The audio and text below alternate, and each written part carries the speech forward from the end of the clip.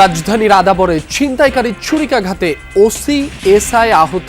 পুলিশের অভিযানে দুজন গুলিবিদ্ধ সহ আটক 4 জন। দোকানদারকে কুপিয়ে ওখান থেকে টাকা পয়সা নিয়ে যায় এবং মোবাইল টোবাইল নিয়ে যায়। ওই ঘটনার প্রেক্ষিতেই মূলত আমরা অভিযান শুরু করি। সন্ত্রাসীদের বা ছিনতাইকারীদেরকে লক্ষ্য করে গুলি চালায় এবং তাৎক্ষণিকভাবে 2 জন ছিনতাইকারী আহত হয়। সাবেক আইজিপি বেনজির আহমেদকে দেশে ফেরাতে দুবাইয়ে নথি পাঠিয়েছে দুদক। তার বিরুদ্ধে পাসপোর্ট জালিয়াতি ও দুর্নীতির 6 মামলা চলমান। বিএনপি নেতাকর্মীদের যে কোনো অপকর্মের বিরুদ্ধে কঠোর ব্যবস্থার হুঁশিয়ারি প্রধানমন্ত্রীর। বললেন, মিথ্যা খবর প্রচারের বিরুদ্ধে চলছে আইনগত ভিত্তি তৈরির কাজ। আমাদের সন্তানদেরকে আমাদেরকে যেভাবে হোক তাদেরকে আমাদের রাইট ট্র্যাকে রাখতে হবে। মানবিক, সামাজিক, ধর্মীয় মূল্যবোধগুলো তাদের মাঝে দেওয়ার মাধ্যমে হোক।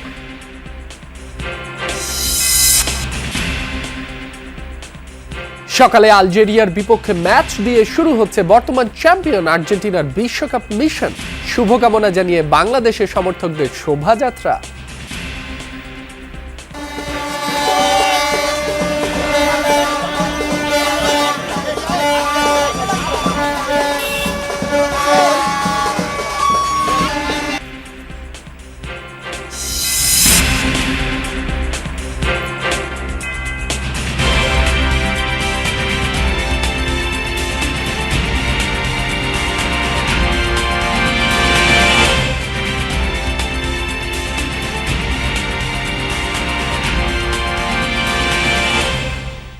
যমুনা নিউজে আমন্ত্রণ। আপনাদের সঙ্গে আছি মাসুম রাব্বি। এতক্ষণ শিরোনাম দেখছিলেন। রাজধানীর আদাবরের বিকাশ এজেন্টের দোকানে চাপাতি ঠেকিয়ে ছিনতাইয়ের ঘটনার পর অভিযানে হামলার মুখে পড়ে আহত হন 2 পুলিশ সদস্য। পরে আত্মরক্ষায় গুলি চালালে 2 ছিনতাইকারী গুলিবিদ্ধ হয় এবং ঘটনাস্থল থেকে 4 জনকে আটক করা হয়। ডিএমপি কমিশনার মোসলেউদ্দিন আহমদ জানান, অপরাধের বিরুদ্ধে কঠোর অবস্থান অব্যাহত থাকবে। চলছে মাদক ও ছিনতাই বিরোধী বিশেষ অভিযান।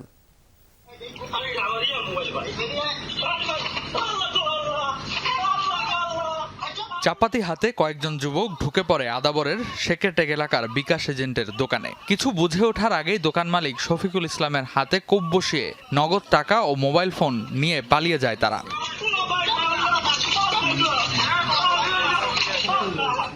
ঘটনার পরপরই অভিযান শুরু করে পুলিশ। ছিনতাইকারীদের খুঁজতে গিয়ে বিকেলে আদাবরের ডেল্টা গার্মেন্টসের পেছনে সন্দেহভাজনদের একটি আস্তানায় অভিযান চালানো হয়। পুলিশের দাবি, অভিযানের সময় দেশীয় অস্ত্র নিয়ে তাদের ওপর হামলার ঘটনা ঘটে। আমাকে দেখার সাথে সাথে ওই রুবেল করে একটা আছে, ওর মাজার ভিতরে চাপাতি ছিল, ওখান থেকে বের করে আমার উপরে মাথার উপর কোপ সারে। ওরা আমার প্রতি যখন অ্যাটাক করার জন্য আসে, আমি দ্রুত তখন আমার হাতে যে পিস্তল ছিল পিছনে আমি গুলি করে আত্মরক্ষা করতে। 4 জন তো আমি আমিরকে ধরছি, আমির সাথে সাথে আমার কোপ দেওয়ার পরে আমি আমিরকে আবার পিছনে ঘুরাইয়েই ওর মানে গলায় আমি এইভাবে হাত দিয়ে পেঁচ দিয়ে ধরে আমি শুয়ে পড়ছি নিচে। শুয়ে পড়ায় এর মধ্যে আমার এই যে পেশা অফিসাররা ছিল ওরা ঢুকে গেছে। ডেল্টা গার্মেন্টসের পেছনের এই সড়কটি ধরে অপরাধীদের অবস্থান শনাক্ত করার পর এই রুমের দরজা দিয়েই প্রবেশ করেছিলেন ওসি জাহিদুল। ঠিক ভেতরেই এই জায়গাটিতে শনাক্ত হয় অপরাধীদের অবস্থান, অর্থাৎ যারা ছিনতাই করেছিল তাদের অবস্থান শনাক্তের পর তিনি যখন প্রথমে প্রবেশ করেন ঠিক এই জায়গাটিতেই কিন্তু তিনি ছুরিকাঘাতের শিকার হন এবং বেশ কয়েকজন দুর্বৃত্তরা এখানে অবস্থান করছিলেন এবং তারা এই পাশের একটি দরজা দিয়ে তারা পালিয়ে যাবার চেষ্টা করেন। এতে রুবেল ও আমির নামে 2 জন সন্দেহভাজন গুলিবিদ্ধ হন। পরে ঘটনাস্থল থেকে গুলিবিদ্ধ 2 জন সহ মোট 4 জনকে আটক করা হয়। আটক অন্য 2 জন হলেন কাশেম ও মোহাম্মদ জয়। পুলিশের দাবি, তারা একটি সংঘবদ্ধ ছিনতাইকারী চক্রের সদস্য।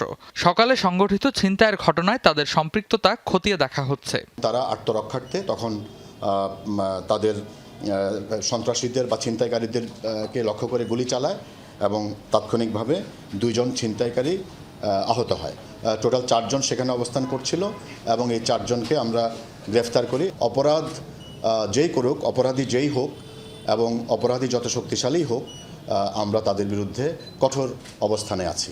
স্থানীয়দের অভিযোগ, কবজি কাটা নামে পরিচিত একটি কিশোর গ্যাং দীর্ঘদিন ধরে আদাবর, মোহাম্মদপুর, ঢাকা উদ্যান, শ্যামলী হাউজিং ও আশপাশের এলাকায় ছিনতাই, চাঁদাবাজি ও দখলবাজির সঙ্গে জড়িত। এ ঘটনায় আটক ব্যক্তিরাই ওই চক্রের সদস্য কিনা তা তদন্ত করে দেখছে পুলিশ। রেদওয়ান আহমেদ, যমুনা নিউজ, ঢাকা। সাবেক আইজিপি বেনজির আহমেদকে দেশে ফেরাতে সংযুক্ত আরব আমিরাতকে চিঠি পাঠিয়েছে দুদক। জানিয়েছেন সংস্থাটির মুখপাত্র আখতারুল ইসলাম। এদিকে পাসপোর্ট জালিয়াতি ও অবৈধ সম্পদ অর্জনের অভিযোগে তার বিরুদ্ধে দেশে এখন 6টি মামলা। একটি মামলায় বিচার চলছে, শেষ হয়েছে 5 সাক্ষীর জবানবন্দি, আর বাকি 5টি তদন্তাধীন। এসব নথিপত্র পাঠানো হচ্ছে সংযুক্ত আরব আমিরাতে। প্রধানমন্ত্রীর তথ্য উপদেষ্টা ডাক্তার জাহিদুর রহমান জানিয়েছেন, বেনজিরকে বিচারের মুখোমুখি করতে প্রত্যর্পণের বিষয়ে কাজ করছে সরকার। 2024 সালের 4 মে অনেকটা লুকিয়ে দেশ ছাড়েন সাবেক আইজিপি বেনজির আহমেদ। ডিএমপি কমিশনার, র্যাবের ডিজি, সবশেষ পুলিশের আইজিপি। এসব পদে থেকে জোর গলায় দুর্নীতির বিরুদ্ধে শক্ত অবস্থানের কথা বলতেন তিনি। তোমরা এই প্রায় 1300 সদস্য, নবীন সদস্য বাংলাদেশ পুলিশে দুর্নীতির বিরুদ্ধে জিহাদ ঘোষণা করবে। অথচ দেশ ছাড়ার পর বেরিয়ে আসে বেনজিরের নজিরবিহীন দুর্নীতির তথ্য। মামলা হয় 6টি, রেড নোটিশ জারি করে ইন্টারপোল।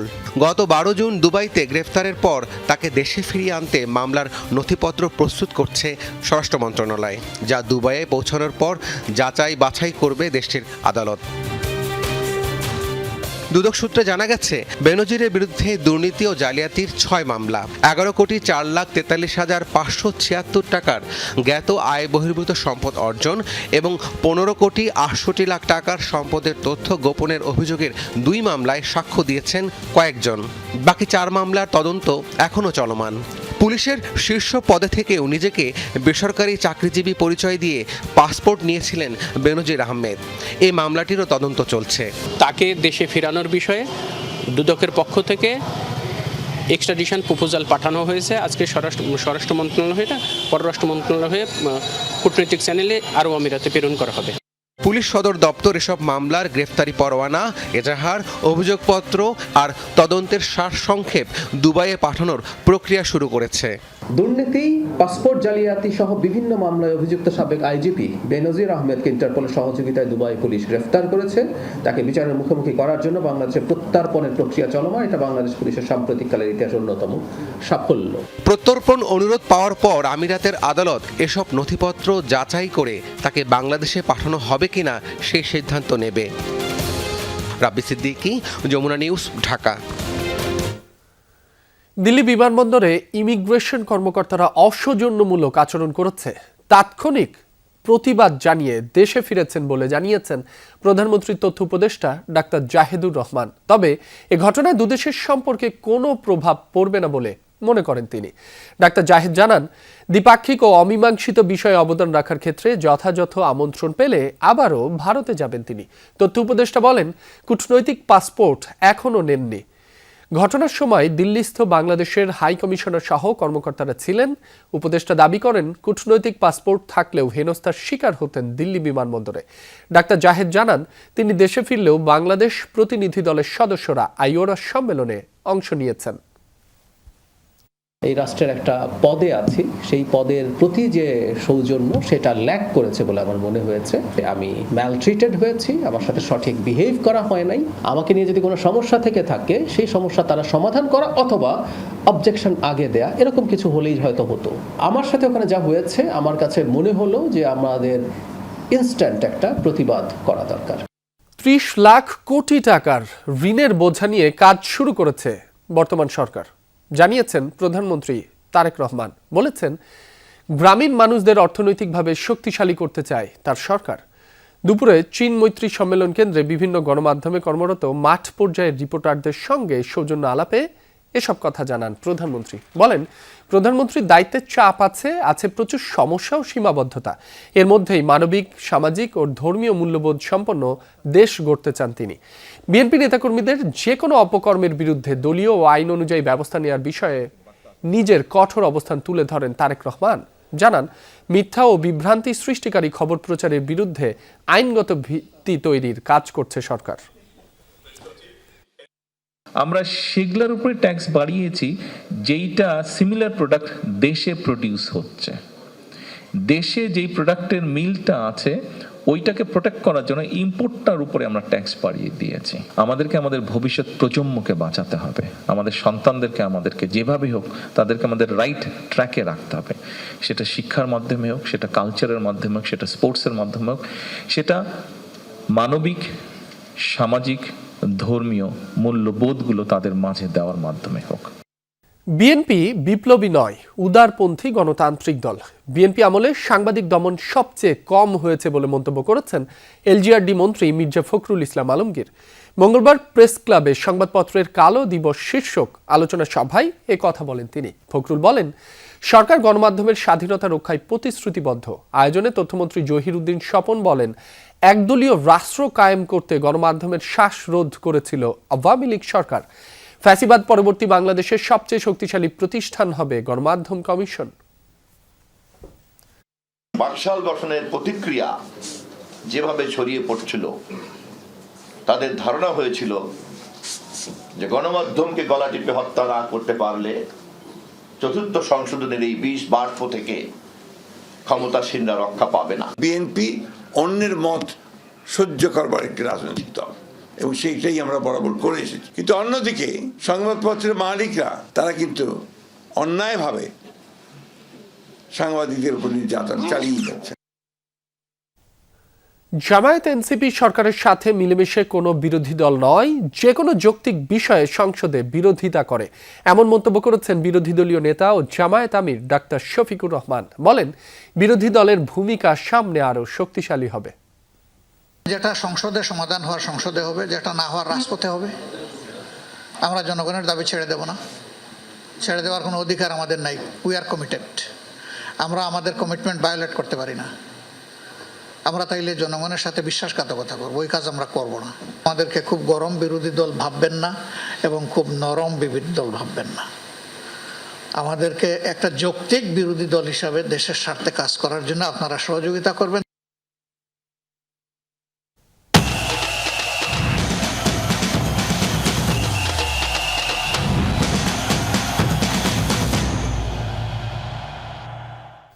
এবার ফিফা বিশ্বকাপের খবর। আলজেরিয়ার বিপক্ষে ম্যাচ দিয়ে সকালে নিজেদের বিশ্বকাপ মিশন শুরু করবে লিওনেল মেসির আর্জেন্টিনা। জয় দিয়ে আসর শুরুর প্রত্যয় কোচ লিওনেল স্কালোনির। ইনজুরি কাটিয়ে খেলবেন গোলরক্ষক এমি মার্টিনেজ ও হুলিয়ান আলভারেজ।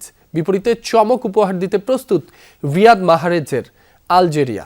বাংলাদেশ সময় সকাল 7টায় শুরু হবে ম্যাচ। যুক্তরাষ্ট্রের কানসাস থেকে জানাচ্ছেন সহকর্মী মুজরিম বিন তারেক।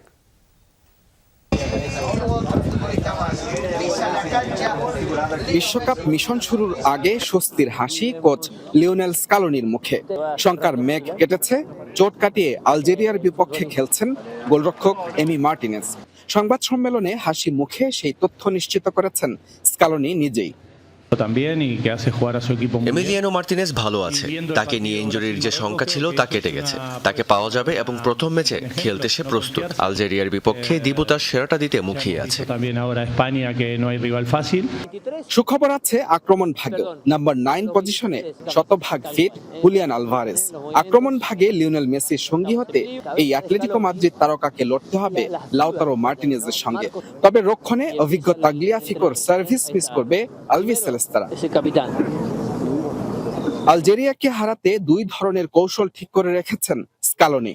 4-3-3 অথবা 3-5-2 ফরমেশনে ম্যাচ শুরু করবে আলভিস সেলেস্তারা।